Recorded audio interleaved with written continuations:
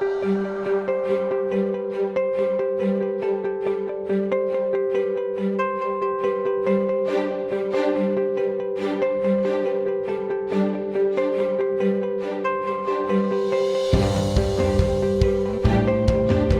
trafficking and illegal migration, for me personally, it is a problem which has many facets, which affects us as human beings and which needs to be tackled without any further delay. Bondage, that is what exactly we're talking about. Slavery may have been abolished, but it persists and manifests in modern times in the form of human trafficking. Every year, for whatever reasons, millions of adults, men and women, as well as children, are trafficked yearly. The percentage of trafficking in persons that occur domestically is much, much higher with respect to Nigerians that are trafficked abroad. Human trafficking and illegal migration are similar in that both involve the unlawful movement of people across borders, and sometimes they're used interchangeably. But the important is that they take people within, from one part of the country to another, or across borders. The international community, Nigeria inclusive, has made several efforts to combat the disease of human trafficking, but it has defied every cure and continues to plague the world till date. In 2016 alone, Nigerians accounted for 21% of the 181 migrants that arrived in Italy. And this is only in Italy. Most of these migrants that arrive in this country are mostly women and girls. And of course, we know why they arrive in that country and in many other countries in Europe, even in countries in Africa.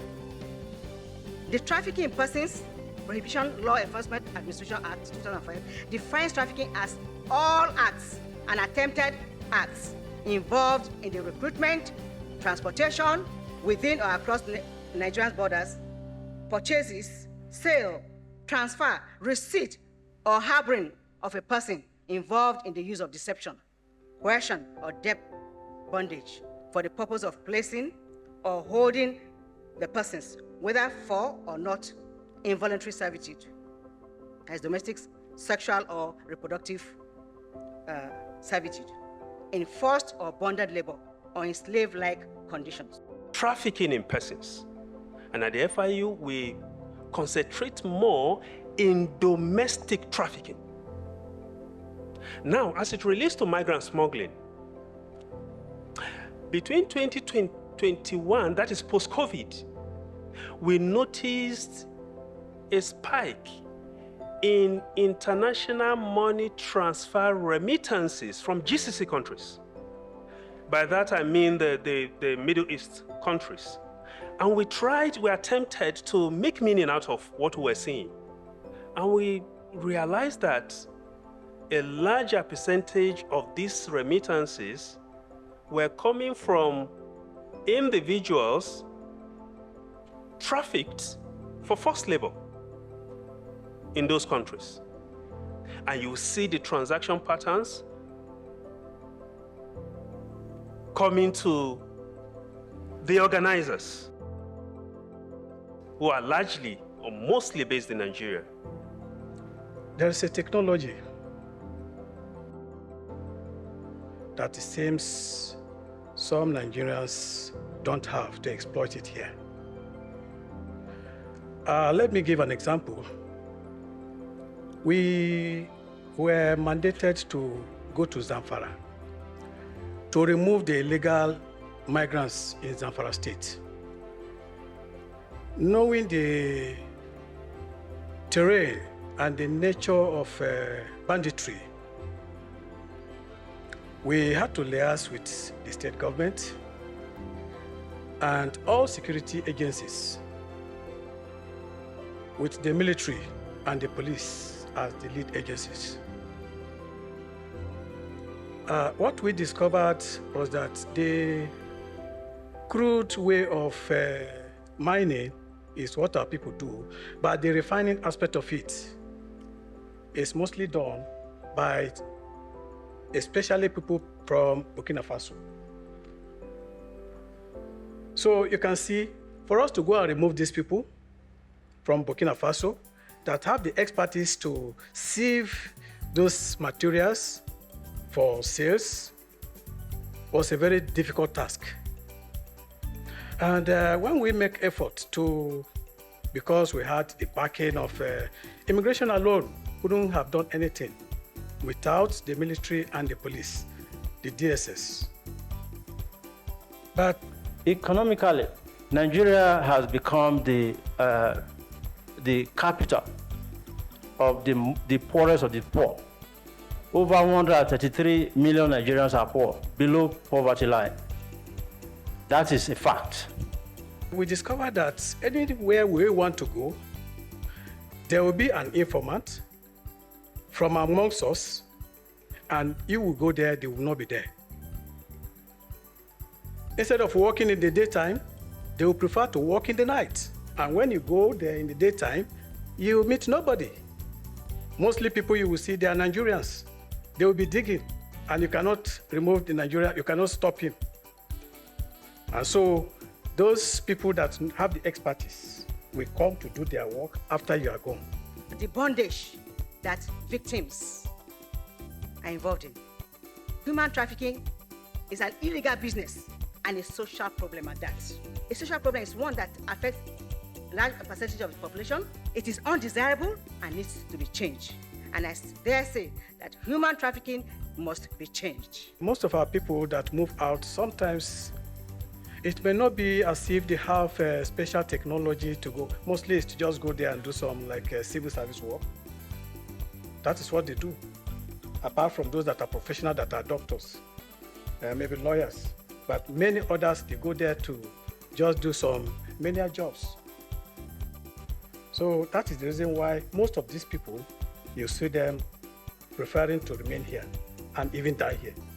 Now the parents, some of these parents, they fall under deception, because some of these people, they go to them and tell them that they want to better their lives. Since they are poor, then they would like to educate their children. But this is deception. And so sometimes, because they so believe in them, and those people that normally approach them, they are relations.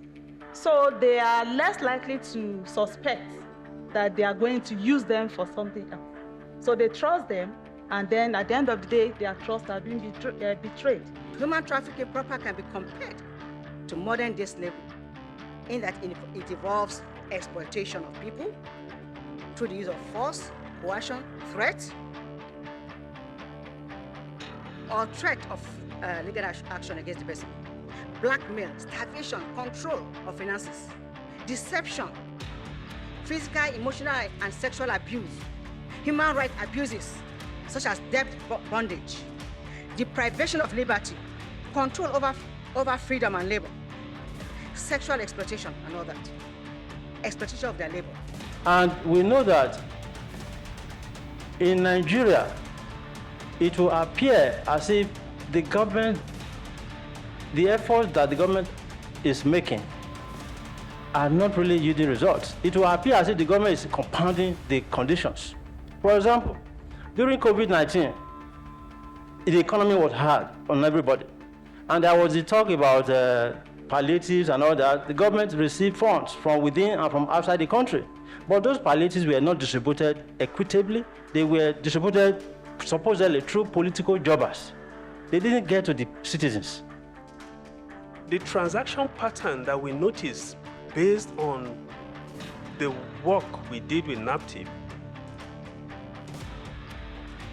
just looking at their transaction history, account statement,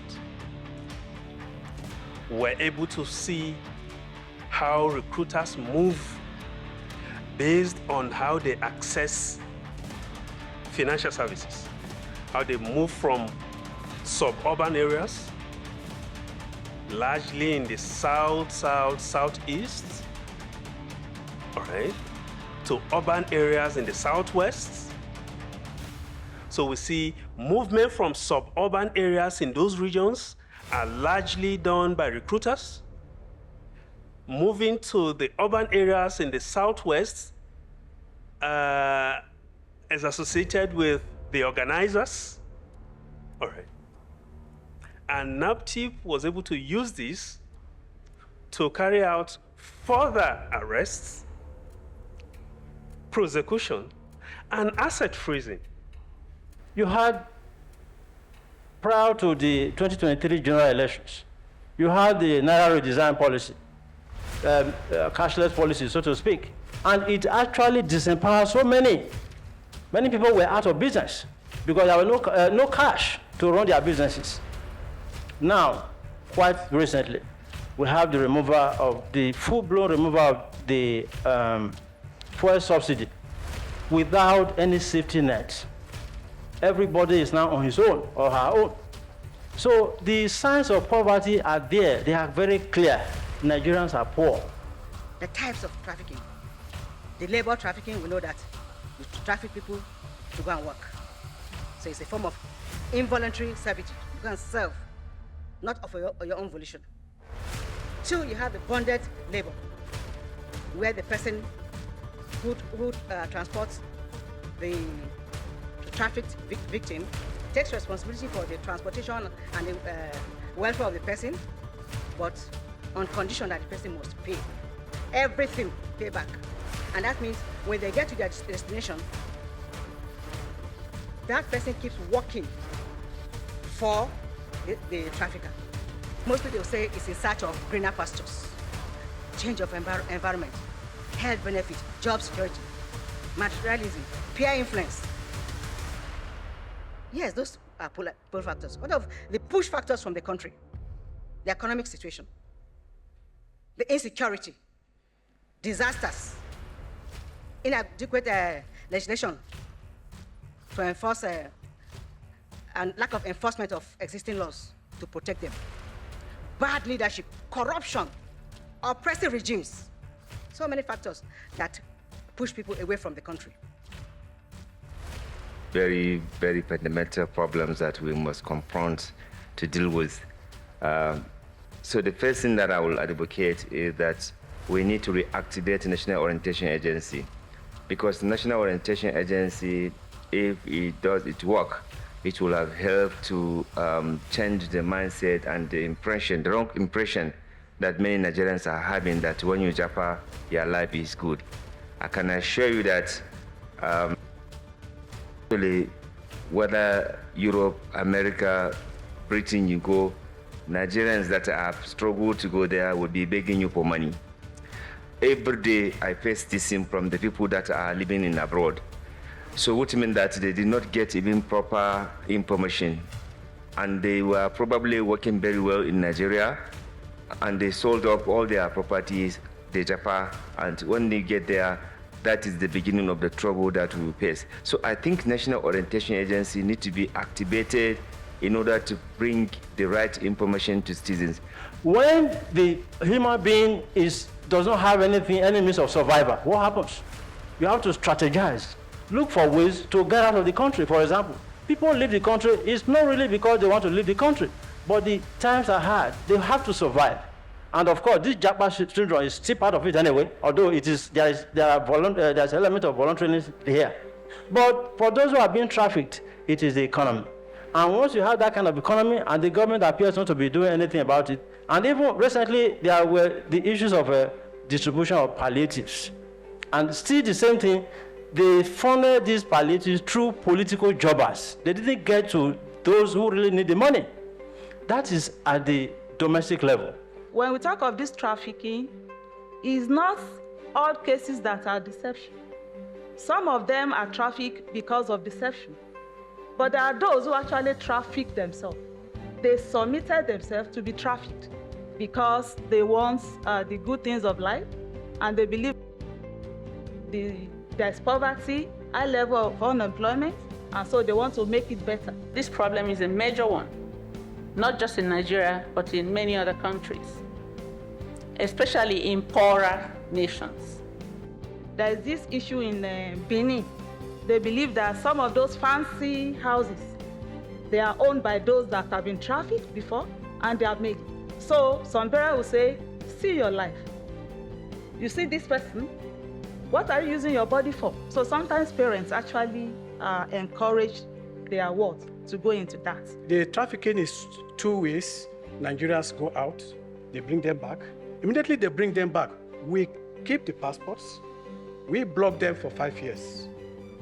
But I have been in investigation for 10 years, so experience revealed that some people tell them to go, immediately they are released, we release them to NAPTI. Those that are TIPs, we release them to TIP. If he says so, about other people, mature people, we just block them. They will just go and get that passport reissued, that it is lost. Meanwhile, the passports are in our custody. And it's still our system that help them. They can change name, the police, and report that they've lost their passport, and they'll give them police extract. They'll go to the court. Court will give them affidavit, and they'll come back to immigration. And because of the fingerprint, that's where we used to get some of them. But our own officers too, because of their personal interest, they have finger bypass, so that they'll be able to get another one. So it's a systemic problem that we need to discuss on how to resolve them. It gives bad image. Even when you are going out for a genuine reason, once you hold a green passport, you are subjected to various things because they believe that everybody is the same. And it is not true. It is just the activities of few people that actually make the country look bad. But we are great people in Nigeria. We identify some of the challenges. The nonchalant attitude towards trafficking, border security, disunity among the people, security challenges. And when we talk about security challenges, we're looking at all forms of security: food security, health security, economic security, personal security, community security, environmental security, and all other forms of security. Do we have these in Nigeria? These are push factors that make our youth go out. The youths, our hope, are being neglected. What is in store for them? What is the future of the bedrock of development, which is education in Nigeria? In the future, will education be accessible to all? Will it be accessible to the poor? You are told you'll be giving loan, 500,000. And who will sign for you? Somebody's level 12, right? Which poor man has a friend that will be willing to do that? Which of you here will be willing to sign such? I believe if the issue of corruption among the security agencies, if they are curtailed, because they are also aiding and they also abet in human trafficking. This problem is so big. We don't have enough time to discuss it in all its ramifications. Thank you for your patience.